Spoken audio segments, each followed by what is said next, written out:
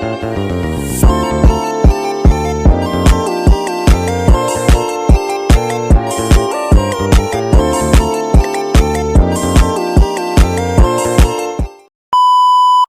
warahmatullahi wabarakatuh. Perkenalkan, nama saya Tenolisa, mahasiswi Tadis Bahasa Inggris Fakultas Tarbiyah dan Keguruan UIN Sultan Maulana Hasanuddin Banten, semester 5 tahun 2024. Nah, di sini saya akan menjelaskan mengenai apa itu akidah Islamiyah, maksud dasar normatif dan filosofis akidah Islamiyah, dan pentingnya sikap inklusif dalam berakidah. Nah, yang pertama saya akan menerangkan mengenai akidah Islamiyah. Apa sih akidah Islamiyah? Akidah Islamiyah merupakan fondasi utama yang harus kita miliki sebagai umat Islam yang merujuk pada keyakinan dan kepercayaan yang teguh dan pasti kepada Allah Subhanahu wa Ta'ala serta segala perintahnya. Nah, secara bahasa, akidah berasal dari kata bahasa Arab yaitu al-aqdu, yang berarti ikatan atau pengikat, yang menunjukkan bahwa akidah ini merupakan ikatan batiniah yang kuat dan tidak tergoyahkan dalam hati seorang muslim. Nah, akidah Islamiyah mencakup keyakinan terhadap Allah Subhanahu wa Ta'ala. Allah Subhanahu wa Ta'ala merupakan Tuhan, satu-satunya Tuhan yang berhak dan wajib kita sembah. Yang kedua, Nabi Muhammad SAW. Nabi Muhammad SAW adalah Rasul utusan Allah Subhanahu wa Ta'ala yang membawa risalah kepada kita dan menjadi teladan bagi umat muslim. Nah, selanjutnya malaikat. Malaikat merupakan makhluk Allah Subhanahu wa Ta'ala yang bertugas menjalankan perintahnya, sama seperti kita ya. Kita juga senantiasa harus menjalankan perintah-perintah Allah Subhanahu wa Ta'ala. Selanjutnya kitab-kitab Allah Subhanahu wa Ta'ala. Kitab-kitab Allah Subhanahu wa Ta'ala ini bukan hanya Al-Quran yang kita imani, melainkan kitab-kitab terdahulu seperti Zabur, Taurat, dan Injil yang mengandung wahyu dan petunjuk juga dari Allah Subhanahu wa Ta'ala tentunya.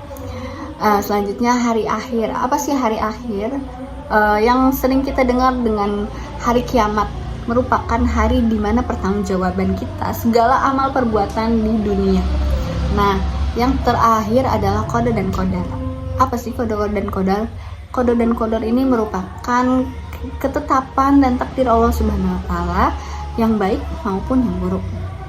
Nah, dasar normatif dan dasar filosofis. Dasar normatif ini memiliki dua sumber utama, teman-teman. Yang pertama Al-Quran dan yang kedua hadis. Al-Quran merupakan kitab suci yang berisi wahyu Allah Subhanahu wa Ta'ala yang menjadi pedoman utama dalam memahami akidah. Yang kedua merupakan hadis. Hadis ini merupakan ucapan, perbuatan, dan persetujuan Nabi Muhammad SAW yang menjadi sumber hukum dan pedoman setelah Al-Quran. Dasar filosofis. Nah, dasar filosofis ini yang dapat dikaji melalui tauhid. Tauhid merupakan inti dari akidah Islam yang menegaskan bahwa Allah Subhanahu wa Ta'ala adalah satu-satunya Tuhan yang berhak disembah. Tauhid juga mengandung 3 aspek nih. Yang pertama rububiyah, kedua uluhiyah, dan ketiga asma wa sifat. Nah, rububiyah ini Allah Subhanahu wa Ta'ala merupakan sebagai pencipta, pemilik, dan penguasa alam semesta. Uluhiyah merupakan satu-satunya yang berhak disembah dan ditaati. Nah, asma wa sifat itu apa? Asma wa sifat ini adalah nama-nama yang baik yang terdapat dalam Al-Quran dan hadis. Tentunya nama dan sifat-sifat Allah yang baik ya. Terus selain tauhid, apa sih dasar filosofis yang lain? Itu ada keadilan Allah Subhanahu wa Ta'ala. Nah, keadilan Allah Subhanahu wa Ta'ala menegaskan bahwa Allah Subhanahu wa Ta'ala adalah Tuhan yang maha adil, yang tidak akan menzolimi makhluknya.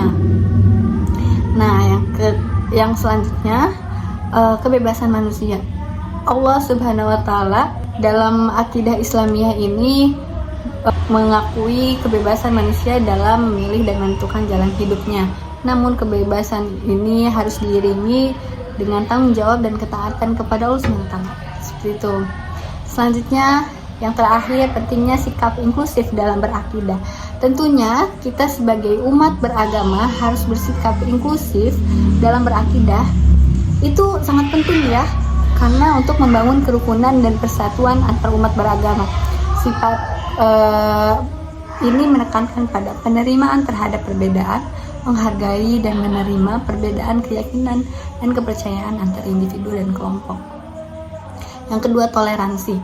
Toleransi, kita harus bersikap toleran atau saling menghargai satu sama lain ya, antara praktik keagamaan yang berbeda, tentang keyakinan yang berbeda pula. Selanjutnya, kita harus bersifat tetap berkomunikasi dan berdialog terhadap perbedaan keyakinan demi membangun silaturahmi dan komunikasi yang sehat untuk menghargai perbedaan satu sama lain. Nah, kerjasama yang terakhir ini kerjasama antar umat beragama ini sangat penting, tentunya untuk membangun masyarakat yang damai dan harmonis, terlepas dari semua perbedaan dan latar belakang yang kita miliki. Nah, Imam Al-Ghazali juga menekankan pentingnya sikap inklusif dalam beragama dengan mengatakan bahwa setiap mazhab memiliki kebebasan dan kesalahan. Sikap ini mendorong umat Islam untuk saling belajar dan memahami perbedaan.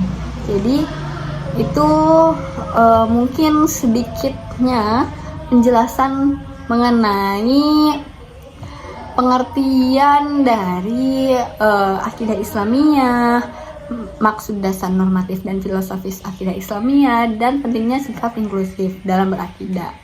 Mungkin itu saja yang dapat saya sampaikan, kurang lebihnya mohon maaf. Billahi taufiq wal hidayah. Assalamualaikum warahmatullahi wabarakatuh.